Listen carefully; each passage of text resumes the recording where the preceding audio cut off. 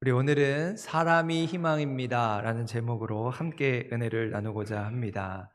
여러분, 저는 지난주에 한 주간 동안 우리 기도해 주신 덕분에 우리 라오스 선교지를 잘 돌아보고 왔습니다.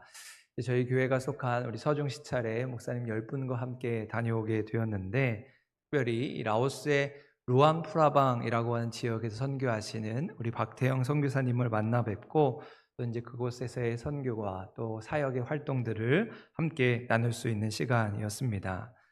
그러면서 참 감사하게도 이제 저희 교회에서 돕고 후원하고 있는 우리 김용락 선교사님, 또 우리 박용신 선교사님이 활동하시는 지역이 마침 딱 그 루앙프라방 지역이어서 제가 그 일정 중에 잠깐 짬을 내어서 따로 이 김용락 선교사님을 뵙고 올 수 있었습니다. 우리 지지난주 수요일에는 우리 박용진 선교사님 한국에 들어오셔서 라오스 선교지의 소식을 우리에게 나누어 주셨는데, 이번에는 제가 직접 그 라오스 선교지에 가서 선교지의 상황들을 돌아보면서 그 상황들을 함께 돌아볼 수 있는 아주 귀한 시간이었습니다. 그러면서 제가 선교지를 방문하게 되었는데, 우리 김영락 선교사님 얼마나 정성스럽게 저를 맞이해 주셨는지, 저녁을 정성스럽게 준비해 주셔서 라오스 현지식으로 현지 사람들이 먹는 그대로 대접을 해 주셨습니다. 근데 이 라오스 북쪽이 우리나라하고 환경이 아주 비슷하더라고요. 그래서 농사도 원래는 우리 동남아시아 쌀은 막 날아간다고 하잖아요. 근데 거기에 쌀은 그렇지 않고 아주 찰진 아주 찰밥에다가 숯불고기까지 이렇게 준비해 주셔서 후에 망고와 두리안 과일도 준비해 주셨는데 너무 배가 불러서 제가 다 먹지 못할 그런 정도였습니다. 또 박용희 선교사님이 이제 한국에 들어오시기 전에 저기 목사님, 제가 김치를 담궈 놓고 왔어요라고 말씀해 주셨는데 딱 그 김치를 내어 주시더라고요. 그래서 그동안 계속 느끼한 음식을 먹다가 라오스 현지에서 김치를 맛보았는데 얼마나 맛있게 먹었는지 참 귀한 대접을 받았습니다. 그래서 제가 사진 몇 장을 준비해 왔는데요. 이제 그 선교지에서 우리 함께 공부하는 세미나실, 또 우리 선교 센터의 모습, 또 우리 같이 계시는 우리 현지인들, 또 선교사님과의 모습들을 사진에 담아 보았습니다.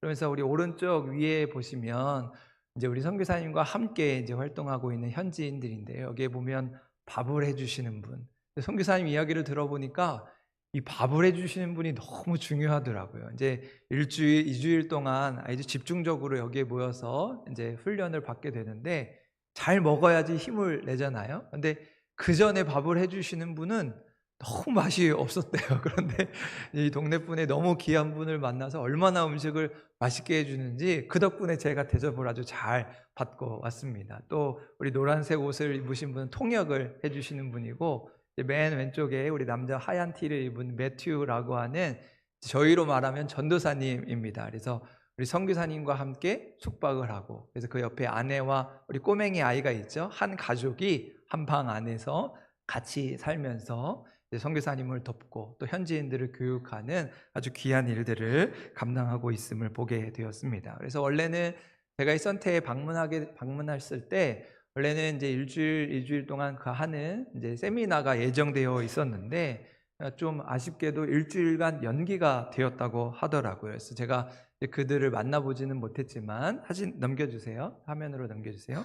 그 라오스 산지와 시골 지역에서 이제 버스를 타고 기차를 타고 이 센터에 모여서 일주일, 2주일 동안 아까 보셨습니다만 그 침대, 그 방 안에 그 침대에서 막 10명도 자고 20명도 자면서 거기에서 이제 말씀을 배우고 기도 훈련을 하고 현지 선교자로 세워지면서 각자의 마을로 돌아가서 거기에서 복음을 전하고 교회를 세우는 일을 감당하고 있다는 소식을 듣게 되었습니다. 그러면서 이 센터에서, 이 자리에서 세워지는 한 사람 한 사람이 얼마나 소중하고 귀한지 그 복음을 향한 그 간절한 마음이 느껴지는 시간이었습니다. 여러분 잘 아시다시피 라오스는 아직도 불교 국가이면서 사회주의 공산당이 지배하고 있는 나라입니다. 그래서 겉으로는 우리나라는 종교의 자유가 있다라고 표방하지만 실제적으로 그 안을 들여다보면 종교적으로 통제하고 탄압이 있는 그런 국가입니다. 그래서 내가 종교를 가지는 것은 자유이지만 내가 가진 종교를 다른 사람에게 강요하거나 다른 사람에게 이 복음을 전하는 포교를 하는 것이 법으로 금지가 되어 있는 나라입니다. 그러다 보니까 선교사님들이 교회를 세우거나 외국인이 이 자국민을 만나서 복음을 전하는 일이 법으로 통제되어 있는 아주 어려운 나라이지요. 그래서 우리 김용락 선교사님도 원래는 이 남쪽에 있는 타겟이라고 하는 지역에서 선교를 하시다가 이런 어려움으로 인해서 우리 급하게 우리 작년에 루앙프라방 지역으로 올라오시면서 우리 성도들이 함께 기도를 했던 적이 있습니다. 그러면서 그 이동을 하시면서 선교 지역을 옮기시면서 참 많은 어려움이 있었다는 이야기를 함께 나누면서 제 마음 가운데 거기에도 하나님의 뜻이 있었구나. 이 남쪽에서 북쪽으로 오면서 이 북쪽에 산지가 많거든요. 그 산지에 있는 현지인들을 만나고 그들을 훈련시키고 그들을 통해서 교회를 세워가는 이야기들을 듣게 되면서 하나님께서 이 지역 가운데서 선교사님을 통해서 감당하게 하실 많은 사역이 있겠구나라고 하는 마음을 품게 되었습니다. 여러분, 그렇게 라오스는 아직도 경제적으로 가난하고 이 사회적으로는 통제를 당하고 있는 국가입니다.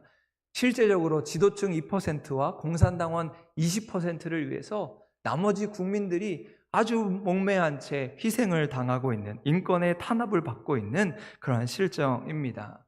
그런데 이제 라오스의 상황도 현대 사회에 발맞추어서 아주 급격하게 변화하고 있다고 하더라고요. 그래서 예전에 저희 교인들이 우리 라오스에 가셨을 때만 해도 그때 교통이 너무 불편해서 큰 어려움이 있었다 그렇게 들었는데, 그럼 최근에는 중국 자본이 들어와서 고속철도를 놓아서 제가 그 고속철도를 타고 아주 편하게 다녀오게 되었습니다. 그리고 이제 많은 투자와 인프라를 통해서 이제 라오스 점점 발전을 하고 있습니다. 그런데도 이 라오스는 자원이 풍부하지 않고 기반 시설, 공장이나 회사 같은 것이 전혀 세워지지 않다 보니까 이제 현재에는 이 라오스의 이 많은 인력들을 이제 해외로 보내서 그 인력들을 통해서 이제 국가 발전에 기여하고 있는 실정입니다.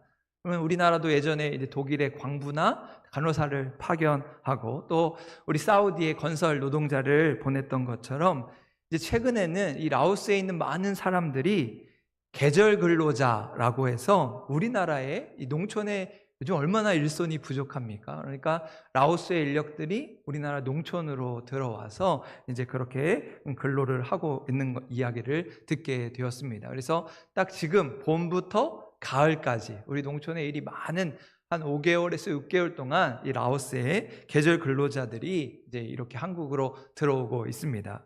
신기하게도 저희가 들어오는 목요일 날 그 밤에 이 계절 근로자들을 공항에서 만나게 되었습니다. 얼마나 많은 사람들이 그 공항을 꽉 채웠는지요. 이 녹색 티를 입은 사람들이 공항 곳곳에, 또 이 사람들을 마중하기 위해서 가족들까지 나왔으니까 공항이 그야말로 인산인해를 이루었습니다. 그래서 저희가 밤 11시 50분 비행기를 타고 왔는데 바로 직전 11시 20분 비행기는 이 사람들로 가득 채워가지고 우리나라에 오게 되었다는 것을 보게 되었습니다. 그래서 이 사람들이 이제 우리나라의 정읍, 고흥, 양양, 정선, 심지어는 이제 우리 충주나 여기 증평, 괴산에까지 이렇게 와서 우리나라의 농촌에 인력이 부족한데 그렇게 근로자로 근무를 한다고 들었습니다.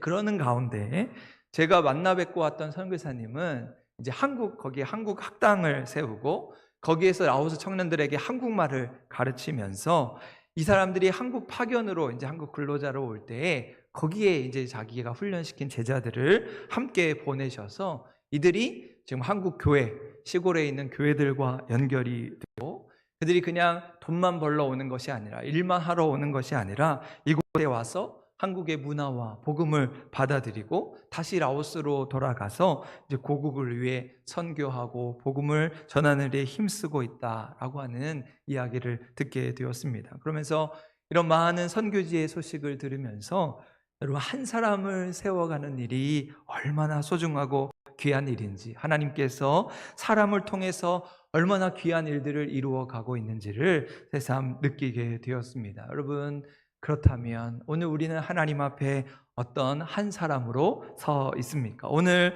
우리가 하나님이 찾으시는 그 한 사람이 되어서 우리도 하나님 나라를 위해서 귀하게 쓰임받는 그런 복된 은혜가 넘쳐날 수 있기를 간절히 소망합니다. 그러는 가운데 오늘 누가복음에 나타난 우리 선한 사마리아 사람에 관한 이야기를 우리 말씀으로 함께 나누어 보고자 하는데요. 여러분, 오늘 우리가 읽은 본문의 말씀은 예수님께서 비유로 하신 말씀이면서 누가 우리의 이웃이 될 수 있는가? 우리는 우리의 이웃들에게 어떠한 사람으로 살아가고 있는가를 질문하고 있는 말씀입니다. 어느 한 율법사가 영생에 관한 관심을 갖고 자기의 의로움, 자기의 옳음을 드러내고자 내가 무엇을 하면 영생을 얻을 수 있습니까? 내가 율법 이것도 지키고 저것도 지키고 이렇게 잘 살아왔는데 내가 무엇을 하면 영생을 얻을 수 있겠습니까? 예수님께 질문한 것에서 오늘 이야기는 시작을 하고 있습니다. 그리고 예수님은 여리고로 내려가는 어떤 한 사람에게 일어난 일을 비유로 말씀하시면서 오늘 말씀에는 총 세 부류의 사람을 소개하고 있습니다. 첫 번째로 등장하는 부류의 사람은 바로 남의 것을 빼앗은 강도들이지요. 그것이 오늘 본문 30절의 말씀인데요. 우리 30절 말씀 화면을 보시고 한 번 더 같이 한번 읽겠습니다. 시작. 예수께서 대답하여 이르시되 어떤 사람이 예루살렘에서 여리고로 내려가다가 강도를 만나매 강도들이 그 옷을 벗기고 때려 거의 죽은 것을 버리고 갔더라. 여러분, 이런 강도들은 여리고로 내려가는 사람을 폭행하고 남의 것을 빼앗은 사람들이었습니다. 이런 사람들은 내가 잘되기 위해서라면 남의 것을 훔쳐서라도 얻고야만은 사람들인 것이죠. 내 중심에 빠져서 남에게 피해를 입히고도 나몰라라 하는 존재들입니다. 여러분, 우리 사회에서도 그런 모습을 찾아보게 됩니다. 힘 있는 자가 힘 없는 자의 것을 빼앗고 가진 자가 없는 자의 것을 강탈하는 그런 탐욕스러운 사회가 된 것이지요. 내가 이미 가지고 있는 것에 만족하지 못하고 더 가지기 위해서 더 큰 것을 원하는 탐욕스러운 사회가 되었다는 것입니다. 강도와 같이 그저 나 하나 잘 살아보기 위해서 죄를 짓고 사기를 치고 거짓말을 하게 됩니다. 서로를 미워하고 시기하고 무시하며 욕하는 죄 많은 세상이 되었다는 것이지요. 그렇게 우리는 우리가 가진 탐욕과 죄악의 모습을 벗어내고 강도와 같은 사람이 아닌 이웃을 사랑하고 그리스도의 사랑을 실천하는 우리 모두가 될 수 있기를 소망합니다. 그러면서 오늘 말씀에 나오는 두 번째 부류의 사람은 바로 제사장과 레위인입니다. 여러분, 제사장과 레위인은 사회적으로 종교적으로 존경을 받던 인물이었습니다. 학벌도 좋고 교양도 많은 사람이었습니다. 하지만 강도 만난 사람을 만났을 때 그 사람의 도움을 외면한 사람들이었습니다. 그래서 오늘 말씀에서 제사장과 레위인은 이 강도 만난 사람, 그 불쌍한 사람을 만났을 때 아주 똑같은 행동을 하고 있습니다. 오늘 31절 말씀에 보면 제사장의 행동을 이야기하죠. 마침 한 제사장이 그 길로 내려가다가 그를 보고 피하여 지나갔다 말씀합니다.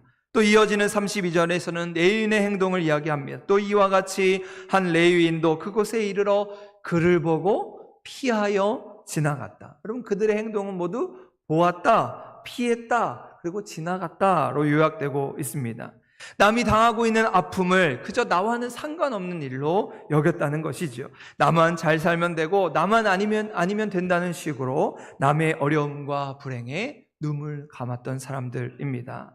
여러분, 그런데 우리도 때로 그럴 때가 있지요. 나는 바쁘다, 내 일만으로도 벅차다, 누구를 도울 만한 처지가 안 된다, 남의 일에 간섭하기가 싫다, 이유를 대면서 그렇게 우리 주위에 있는 연약한 자들을 외면하고 있는지도 모르겠습니다. 하지만 오늘 말씀에 예수님께서 마지막으로 소개하는 사람은 전혀 달랐습니다. 그것이 오늘 우리가 읽은 33절, 34절의 말씀이죠. 두 절 말씀 우리 화면 보시고 한 번 더 같이 한번 읽겠습니다. 시작.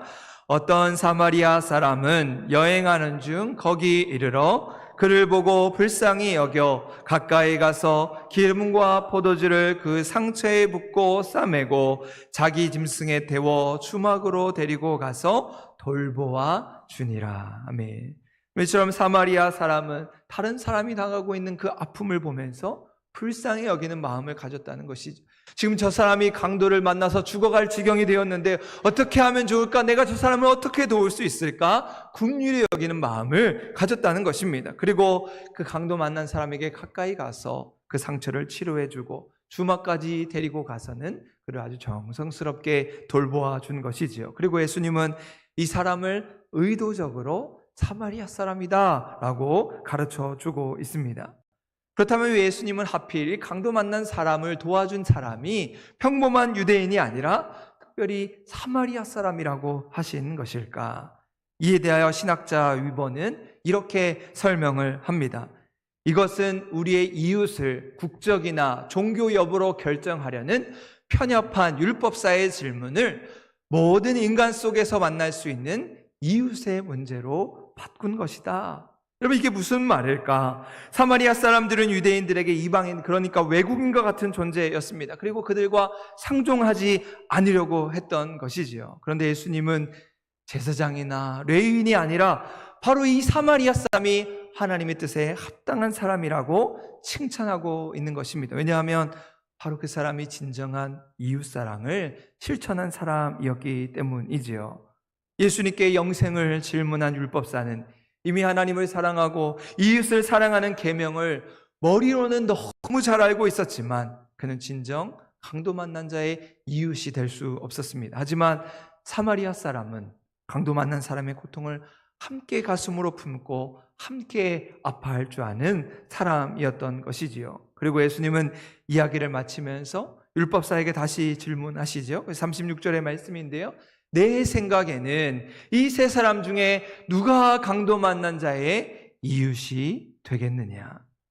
누가 진정 율법의 사랑을 실천하고 있는지를 묻고 계시는 것이죠. 그리고 율법사는 예수님의 질문에 대해서 이렇게 대답하죠. 우리 37절 말씀인데요. 37절 말씀 한 번 더 같이 한번 읽겠습니다. 시작.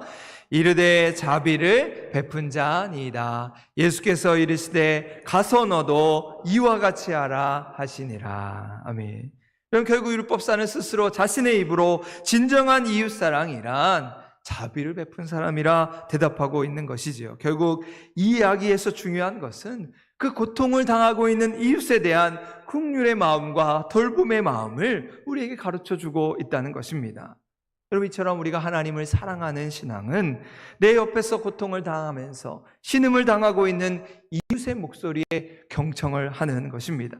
단지 하늘의 소리뿐만 아니라 우리가 살아가는 현실의 목소리, 이웃의 목소리에 귀를 기울이고 그들의 사정을 공감해 주면서 주의 사랑을 실천해야 하는 것이지요. 그래서 비유의 마지막에서 가서 너도 이와 같이 하라는 예수님의 명령을 따라서 우리는 사마리아인처럼 경계를 넘고 편견을 극복하면서 도움이 필요한 사람들을 찾아 도와주어야 하는 것입니다. 결국 예수님께서 말씀하시는 이웃이라고 하는 것은 혈연과 지연, 학연을 넘어서서 타인에 대한 도움과 사랑이 필요한 모든 사람을 일컫고 있습니다. 그저 내가 좋아하는 사람, 내게 잘해주는 사람, 내 마음에 드는 사람이 내 이웃이 아니라 우리의 도움과 사랑이 필요한 모든 사람이 우리의 이웃이 됨을 말씀하는 것이죠. 그리고 예수님은 그들을 향해 순수한 사랑과 긍휼의 마음을 가지고 자비를 베풀 것을 우리에게 말씀하고 있습니다. 어느 마을에 착한 이발사가 있었는데 어느 날 한 신부님이 찾아와서 이발을 하게 되었습니다. 이발사가 신부님의 머리를 이발을 하는 가운데 그의 마음 가운데 이 신부님이 교회를 위해서 이렇게 헌신하고 수고하고 봉사를 하는데 내가 오늘은 요금을 받지 말아야겠다 생각을 했습니다. 그리고 이발을 마치고 신부님에게 신부님 오늘은 그냥 가십시오. 제가 돈을 받지 않겠습니다. 제가 오늘은 하나님께 봉사를 했다고 생각하겠습니다. 그렇게 신부는 이발을 마치고 집으로 돌아가게 되었습니다. 집에 돌아가서 생각해 보니까 이 이발사의 마음이 너무 고마워서 다음날 기도문이 담긴 책 몇 권을 이발소 앞에 두고 오게 되었습니다. 그리고 다음날 그 이발소에 마을의 순경이 머리를 깎으러 왔습니다. 그리고 이발사는 이발을 마치고 그 순경에게도 오늘은 제가 지역을 위해서 수고하시는 순경님을 위해서 봉사하겠습니다. 오늘은 요금을 받지 않을 테니 그냥 가십시오 라고 했더니 이번엔 순경이 가서 다음날 이발소 문 앞에 고맙다는 편지 한 장과 도너스 몇 개를 봉투에 넣어놓고 갔습니다. 그런데 다음날 이발소에 국회의원이 찾아왔습니다. 역시 이발을 하고 돈을 내겠다고 하니까 아닙니다. 제가 국가를 위해서 수고하시는 국회의원을 위해서 봉사했다고 생각하겠습니다. 돈을 받지 않을 테니 오늘은 그냥 가십시오. 그러니까 국회의원이 고맙습니다. 아주 깍듯이 인사를 하고 돌아갔습니다. 그런데 그 다음 날 이발사가 와보니까 놀라운 일이 벌어졌습니다. 이발소 문 앞에 다른 국회의원들이 줄을 서고 있는 것입니다. 공짜라고 하니까 국회의원들이 이발소 앞을 찾아온 것이지요. 여러분, 다른 사람들은 내가 받을 수 없는 은혜를 받았다고 생각해서 오히려 그 고마운 마음을 가지고 내가 어떻게 하면 그 은혜를 갚을 수 있을까? 도너츠 몇 개, 책 몇 권으로 그 은혜를 나누었지만, 국회의원은 내가 당연히 받아야 할 것을 받는 것이지 내가 당연히 받아야 할 대접을 받는 것이라고 착각했던 것입니다. 여러분, 우리는 하나님으로부터 엄청난 은혜와 사랑을 받은 사람들입니다. 그렇다면 그 사랑을 받은 우리는 어떻게 해야 하겠습니까? 우리가 눈을 조금만 돌려보면 우리 주변에 도와야 할 이웃들이 너무도 많은 것을 보게 됩니다. 우리 주위에 탈북자들과 외국인 노동자들의 고통이 있습니다. 다문화 가정의 아픔이 있고 병든 사람, 소외된 사람, 정신적으로 불안한 사람들이 우리 주위에 너무도 많이 있음을 보게 됩니다. 그러면서 오늘 예수님은 자비를 베푼 선한 사마리아 사람 이야기를 우리에게 들려주시며 말씀하시죠. 너도 가서 이와 같이 하라. 특별히 오늘 말씀에 보니까 이 사마리아 사람이 강도 만난 사람의 상처를 치료해주고 주막에 데리고 가서 주막 주인에게 비용을 맡기면서 비용이 더 들면 내가 돌아올 때 갚겠다고 이야기합니다. 그것이 오늘 35절의 말씀이죠. 35절 말씀 한 번 더 같이 한번 읽겠습니다. 시작. 그 이튿날 그가 주막 주인에게 데나리온 2를 내어주며 이르되 이 사람을 돌보아 주라. 비용이 더 들면 내가 돌아올 때에 갚으리라 하였으니.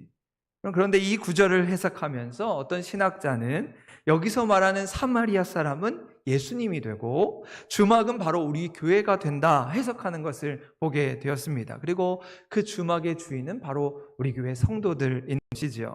그런 의미에서 이 비유의 말씀은 예수님께서 맡기신 고통 중에 있는 이웃들을 우리가 주의 사랑으로 잘 섬겨야 된다, 잘 돌보아야 된다는 말씀이 됩니다. 그리고 사마리아 사람이 주막 주인에게 데나리온 2를 맡겼다고 했는데 여기에서 데나리온 2는 구약 성경과 신약 성경을 의미한다는 것이죠. 결국 이 신구약 성경 하나님의 말씀을 가지고 우리는 이웃을 사랑하고 이웃을 돌보아야 함을 의미한다고 설명하는 것입니다. 그리고 다시 돌아온다고 하는 말씀은 분명히 예수님께서 재림하실 그때에 우리가 어떠한 모습으로 우리의 이웃들을 섬겼는가 주님께서 계산하실 터인데 그때까지 우리가 예수님을 잘 믿고 선한 삶을 살아야 함을 가르쳐 주고 있다는 것이죠.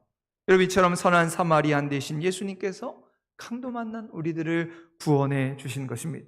그리고 주의 핏값으로 사신 교회에 바로 우리를 맡기신 것입니다. 그렇게 교회는 우리 신앙의 보금자리가 됩니다. 교회에서 하나님의 말씀을 듣고 그것이 우리의 영혼의 양식이 되어서 이웃을 사랑하고 사람을 살리는 일에 우리가 앞장을 서게 되는 것이죠. 어떤 화가가 이 복음에 대한 메시지를 전하기 위해서 내가 어떤 그림을 통해서 이 복음을 잘 나타낼 수 있을까 고심하고 고심하면서 그림 하나를 그렸습니다. 그 그림을 보니까 폭풍이 치는 바다 위에서 정말 구사일생으로 목숨을 거진 한 사람이 이 무태에 있는 바위를 두 손으로 움켜잡고 있는 그림의 모습이었습니다. 세상의 풍파 속에서 반석이 되시는 예수님을 움켜잡고 믿고 따를 때 우리에게 참 구원의 소망이 있음을 나타내는 그런 그림의 모습이었습니다. 그런데 그 화가는 그 그림을 두고 만족할 수가 없었습니다. 그렇게 멋진 그림을 그리고도 이것이 복음의 메시지를 나타내는데 조금 아쉬움이 있다 그러면서 다시 붓을 들고 그림을 그리기 시작했습니다. 그러면서 얼핏 보기에는 똑같은 그림을 그리는 것 같았는데 자세히 보니까 두 번째 그린 그림에는 한 군데 틀린 곳이 있었습니다.